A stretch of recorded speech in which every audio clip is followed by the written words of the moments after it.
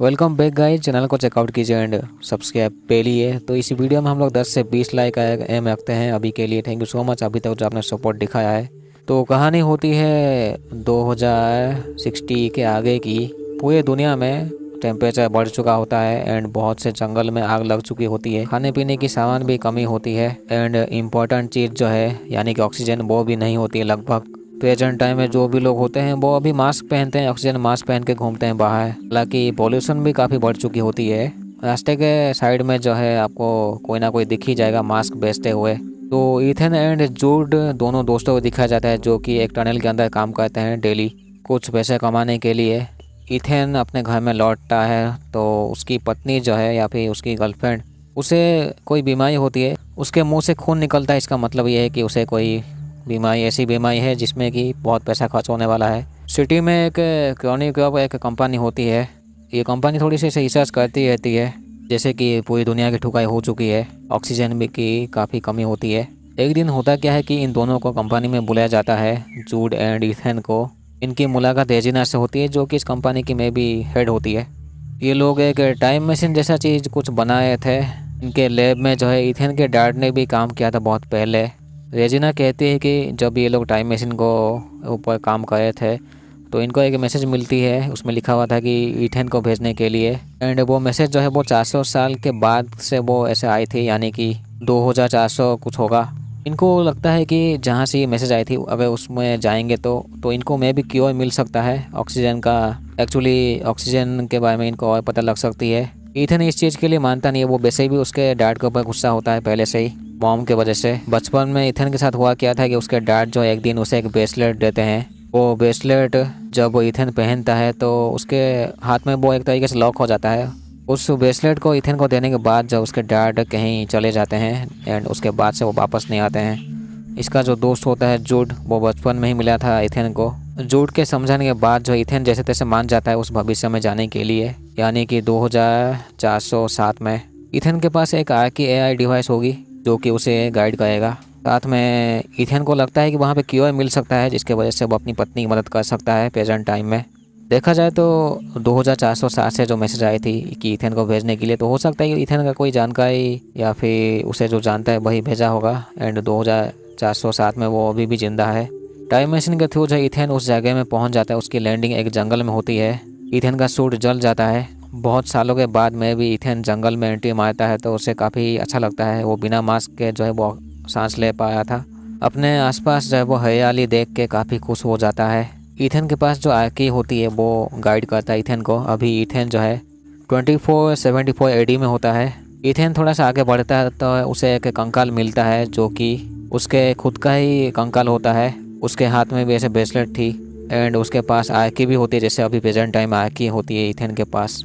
Ethane उस कंकाल का आर्की एंड ब्रेसलेट ले जाता है। जब वो उसके आर्की को प्ले करता है तो एक वॉइस रिकॉर्डिंग, तो उसमें गोली चलने की आवाज़ आती है। इसका मतलब ये है कि जो पास्ट वाला जो इथेन आया था यहाँ पे, उसको किसने गोली मार दी थी। इथेन कंफ्यूज होता है काफ़ी कि ऐसे कैसे हो सकता है। ज़्यादा थोड़ा सा नहीं सोच के इथेन आर्की के थ्रू जो है आगे बढ़ता है। फिर से इथेन को पुरानी मशीन्स मिलती है आर्की के गाइड से। वो रात के टाइम में थोड़ा सा कैंप फायर करता है। रात के टाइम में बिजली चमकती है, बारिश होती है। इथेन को कोई अनजान जो है वो इंजर्ड कर देता है कुछ। तभी इथेन जो है वो अचानक से जूड से मिलता है। जूड कहता है कि उसे हेलुसिनेशन हो रहे थे। तो प्रेजेंट टाइम में जो है ये लोग जूड को भी भेज देते इस जगह में इथेन के लिए शायद।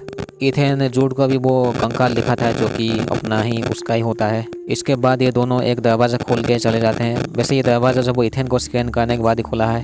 अंदर जाके ये लोग एक प्रोसेस स्टार्ट करते हैं कोई डीएनए सैंपल का। एंड यहाँ पे भी वैसे टाइम मशीन जैसी पोर्टल होती है जो कि अभी बंद होती है वैसे।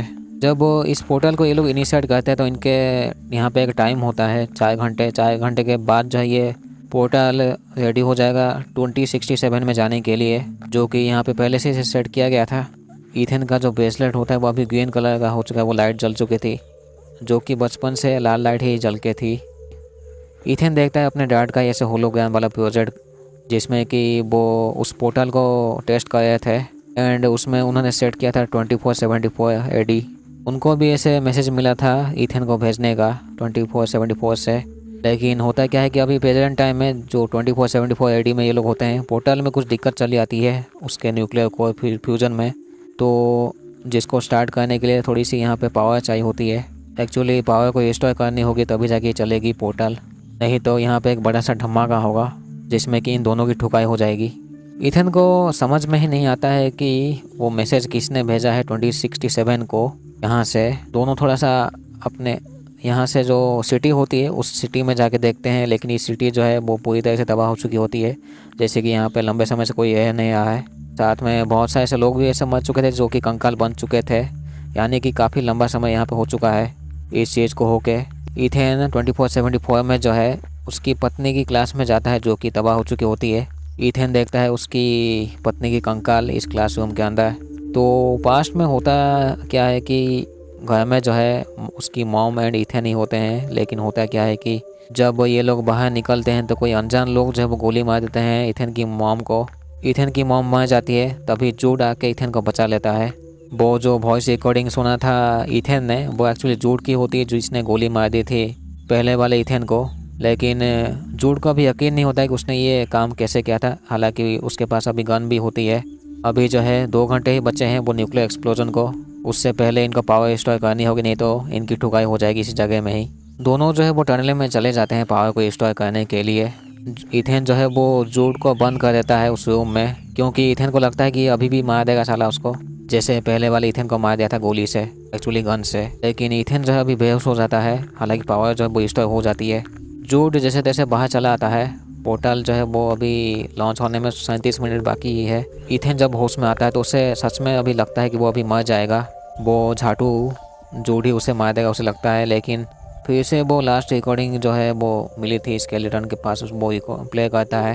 फिर से जो है वो होलोग्राम देखता है उसके डैड का है, जो कि ये सभी चीज़ें जो वो इथेन के लिए किए थे पता चलता है। इथेन उस होलोग्राम में देखता है कि उसके डैड एंड रेजिना जो है जब पोर्टल के ऊपर काम कर रहे थे तो इथेन के डैड उस पोर्टल को लॉक कर देते हैं, जो कि खुलेगा इथेन के DNA से ही, क्योंकि इथेन के डैड को लगता है कि 2474 में मे भी क्योर है। रेजिना जो है उस टाइम में लॉक होने के बाद जब वो गोली मार देती है इथेन के डैड को, और पास में जूड होता है तो उसको बॉर्डर देती है उसका ख्याल रखने के लिए, ताकि जब वो बड़ा हो जाएगा तो इथेन को ये लोग 2474 में भेजेंगे। जूड यहाँ पे एक तरीके से पागल हो चुका था, उसे सच में लगता है कि वो इथेन को यहाँ पे मार देगा, तो अपने आप को ही वो गोली मार देता है। दूसरी तरफ जो है 2067 यानी कि प्रेजेंट टाइम में जो है वो रेजिना इंतजार कर रही थी अपने लोगों को भेजने के लिए। 2474 से इथेन ही मैसेज भेजता है कि इथेन को भेजने के लिए। 2067 वाला पोर्टल खुलता है, लेकिन उसमें एक वीडियो और साथ में कुछ पौधे होती है जिसमें कि दिखता है कि रेजिना जो है इथेन के डैड को मार दिए हैं। 2474 में जो है इथेन जो है उस सिस्टम को तबाह कर देता है ताकि पोर्टल खुले नहीं बिल्कुल भी। एंड मैं भी हमेशा के लिए जो 2474 में इथेन रह जाता है जंगल में, या फिर एक जंगल वाला सिटी। इथेन उस जगह से बाहर आके देखता है कि उसका जो कंकाल जो है पहले जो था अभी वो मिसिंग होता है। एंड उस सिटी में जाके देखता है इथेन, तो वो सिटी जो है अभी बिल्कुल भी ऐसे पहले से नहीं होती है, वो नॉर्मल होती है जैसे कि वहाँ पे लोग जी रहे हैं। तो यहीं पे ये कहानी ख़त्म होती है। चैनल को सब्सक्राइब पहली ऐसे वीडियो पाने के लिए थैंक यू सो मच। अभी तक जो आपने सपोर्ट दिखाया है उसके लिए थैंक यू सो मच। तो और भी इन फ्यूचर बहुत से वीडियोज़ आने ही वाली है बस।